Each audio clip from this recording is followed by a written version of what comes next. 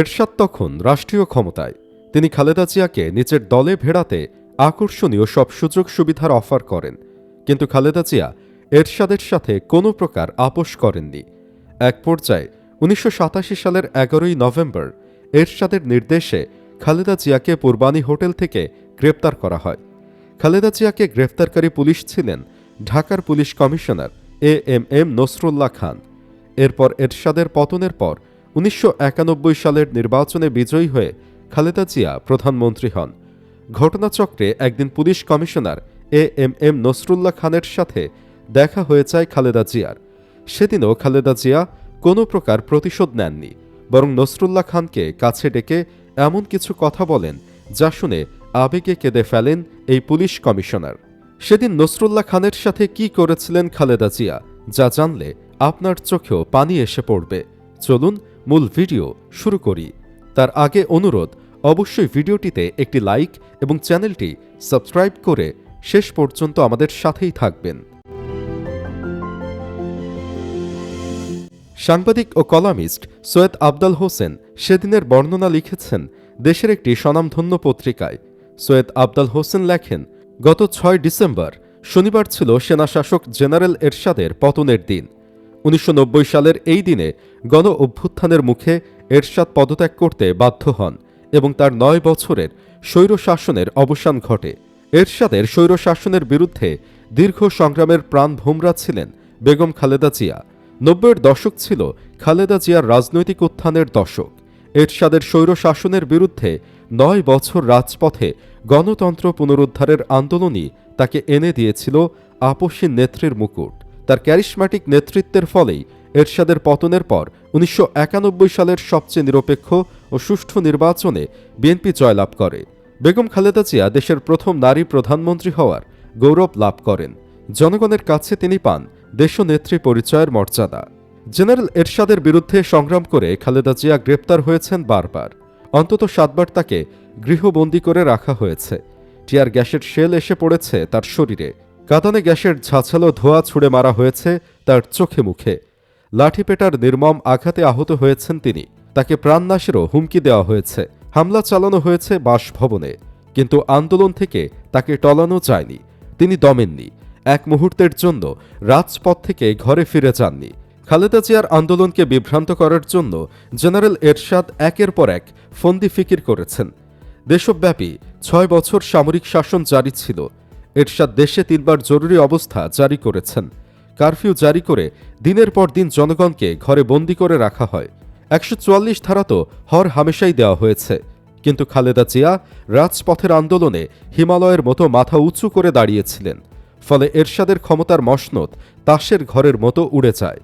এর আগে ১৯৮২ সালের ২৪ মার্চ তৎকালীন সেনাপ্রধান জেনারেল এরশাদ বন্দুকের নলের মুখে বঙ্গভবনে নির্বাচিত রাষ্ট্রপতি বিচারপতি সাত্তারকে হটিয়ে ক্ষমতা দখল করেন। দেশব্যাপী জারি করেন সামরিক শাসন। সামরিক শাসনের পরপরই খালেদা জিয়া এরশাদ বিরোধী আন্দোলন শুরু করেছিলেন। ১৯৮৩ সালে বিএনপির সিনিয়র ভাইস চেয়ারম্যান হিসেবে তিনি প্রথমবার সামরিক সরকারের বিরুদ্ধে জনসমাবেশে বক্তব্য দেন। ১৯৮৪ সালে বিএনপি চেয়ারপারসন হিসেবে পূর্ণাঙ্গ দায়িত্ব গ্রহণ করে তিনি ৭ দলীয় ঐক্যজোট গঠন করার মাধ্যমে আনুষ্ঠানিকভাবে এরশাদ হটাও আন্দোলন বেগবান করেন। এরশাদ তার ৯ বছরের শাসনামলে ৫ বার সংসদ নির্বাচন, ৩ বার প্রেসিডেন্ট নির্বাচন, ৩ বার উপজেলা নির্বাচন, ১ বার গণভোট এবং স্থানীয় সরকার নির্বাচনের ঘোষণা দেন। খালেদা জিয়া প্রতিবারই এরশাদের অধীনে নির্বাচন প্রত্যাখ্যান করেন। এরশাদ দেশে কেনাবেচার রাজনীতি শুরু করেন। দল ভাঙেন, জোট ভাঙেন। বিএনপি থেকে একের পর এক নেতা ভাগিয়ে নেন। ১৯৮৬ সালের সংসদ নির্বাচনে শেখ হাসিনার আওয়ামী লীগ ও জামাত ইসলামীকে নির্বাচনে নিতে সক্ষম হন, কিন্তু পারেননি শুধু খালেদা জিয়াকে।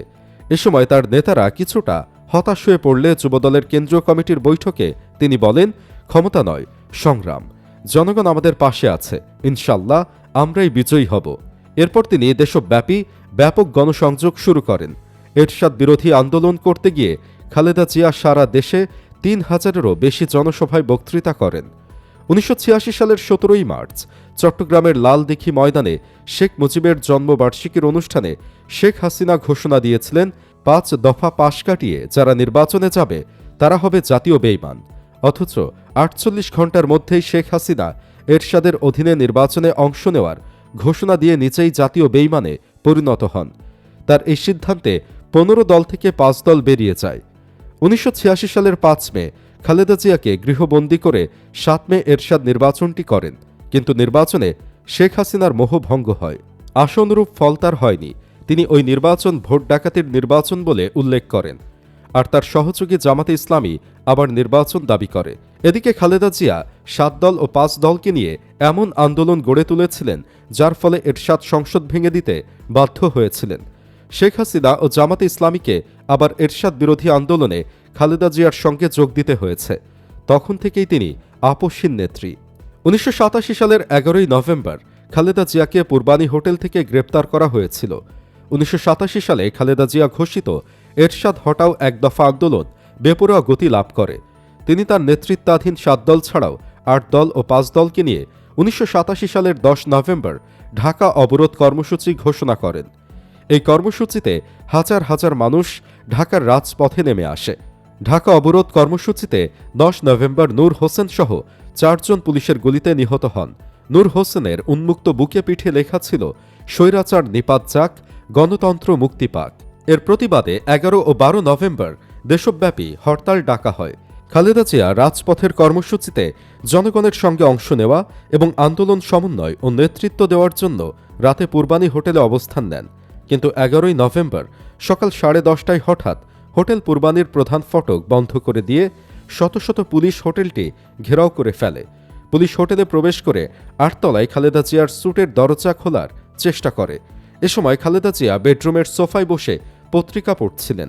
এই পর্যায়ে তৎকালীন ডিএমপি কমিশনার নসরুল্লাহ খান কক্ষে ঢুকে বেগম জিয়াকে বাইরে আসতে বলেন। খালেদা জিয়া কারণ জানতে চাইলে নসরুল্লাহ খান বলেন, ইউ আর আন্ডার অ্যারেস্ট, আপনাকে গ্রেপ্তার করা হয়েছে। বেগম জিয়া গ্রেপ্তারি পরোয়ানা দেখতে চাইলে পুলিশ কমিশনারের সঙ্গে উত্তপ্ত বাক্য বিনিময় হয়। তখন নসরুল্লাহ খান তাকে বাইরে নিয়ে আসতে মহিলা পুলিশদের নির্দেশ দেন। খালেদা জিয়া ব্যাগ গুছিয়ে বাইরে আসেন। আগে থেকে স্ট্যান্ড বাই লিফটে তাকে 8 তলা থেকে নামিয়ে আনা হয়। লাউঞ্জে অপেক্ষামান শত শত সাংবাদিককে খালেদা জিয়া তখন বলেন, বেআইনি ও অগণতান্ত্রিকভাবে আমাকে গ্রেপ্তার করা হয়েছে। জিপে তোলার আগে তিনি সাংবাদিকদের আরও বলেন, এরশাদের পতন না হওয়া পর্যন্ত আন্দোলন চলবে, সব ধরনের কর্মসূচি অব্যাহত থাকবে। তিনি সর্বস্তরের জনগণকে আন্দোলন আরও বেগবান করার আহ্বান জানান। চলন্ত জিপ থেকে তিনি রাস্তার দুপাশে জড়ো হওয়া জনতার উদ্দেশ্যে হাত নাড়েন। এ সময় মহিলা পুলিশ তাকে জড়িয়ে ধরে রাখেন। তার জিপের আগে পিছে পুলিশের আরও 7টি লরি ছিল। দেশি বিদেশি কয়েকশো সাংবাদিকের বিরাট মোটর বহর তাকে অনুসরণ করে গুলশান থানায় যায়। গুলশান থানা থেকে খালেদা জিয়াকে ক্যান্টনমেন্টের বাসভবনে নিয়ে যেতে চাইলে তিনি জিপ থেকে নেমে পড়েন। এ পর্যায়ে খালেদা জিয়া পুলিশকে বলেন, আমাকে এভাবে হয়রানি করছেন কেন? গ্রেপ্তার করে থাকলে জেলে নিয়ে যান। মহিলা পুলিশ তার পথ আগলে আবার তাকে জিপে তুলে বাসায় নিয়ে গৃহবন্দী করে রাখে। আগেই বলেছি, ঢাকার পুলিশ কমিশনার এএমএম নসরুল্লাহ খান 1987 সালের 11 নভেম্বর খালেদা জিয়াকে পূর্বানী হোটেল থেকে গ্রেপ্তার করেছিলেন। এরশাদের পতনের পর 1991 সালের নির্বাচনে বিজয়ী হয়ে খালেদা জিয়া প্রধানমন্ত্রী হন। অনুতপ্ত ডিএমপি কমিশনার নসরুল্লাহ খান একদিন প্রধানমন্ত্রী খালেদা জিয়ার সঙ্গে সাক্ষাৎ করেন। তিনি বেগম জিয়াকে গ্রেপ্তারের ঘটনার কথা উল্লেখ করে দায়িত্ব থেকে অব্যাহতি চান। খালেদা জিয়া নসরুল্লাহ খানকে একজন সৎ এবং দক্ষ পুলিশ কর্মকর্তা হিসেবে জানতেন। তিনি তাকে বিনয়ের সঙ্গে বলেন, দেশের প্রতি তো আপনার কমিটমেন্ট আছে। সেদিন আপনি সরকারি আদেশ পালন করেছিলেন। তিনি নসরুল্লাহ খানকে তার পেশাদারিত্বের স্বীকৃতি দিয়ে দায়িত্ব চালিয়ে যেতে বলেন। খালেদা জিয়ার এই বিনয়ী ব্যবহারে সেদিন মুগ্ধ হন তৎকালীন ডিএমপি কমিশনার নসরুল্লাহ খান। এমনকি তিনি খালেদা জিয়ার মহানুভবতা দেখে কেঁদেই ফেলেন। পরে তিনি পর্যটন কর্পোরেশনের প্রধান হিসেবে সরকারি চাকরি থেকে অবসর নেন। হ্যাঁ, এটাই খালেদা জিয়া। তিনি কখনোই প্রতিশোধ পরায়ণ ছিলেন না। আল্লাহ তাকে জান্নাত নসিব করুন, আমিন। আপনিও কমেন্ট বক্সে আমিন লিখতে পারেন। ধন্যবাদ।